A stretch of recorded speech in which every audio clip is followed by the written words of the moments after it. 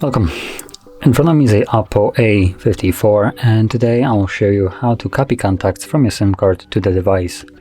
And to get started, you want to open up the standalone contacts application, which for me is right over here. Once you open that up, tap on the three bars, go to Settings, select Import option, and you want to import from SIM card, so select that.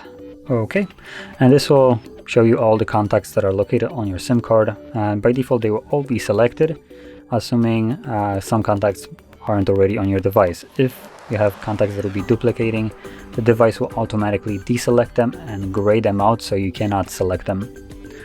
So from here you can also deselect contacts that you yourself might not want to import by simply tapping on the box right there and then choose Import to import all the selected contacts.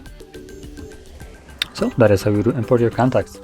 And if you found this video helpful, don't forget to hit like, subscribe, and thanks for watching.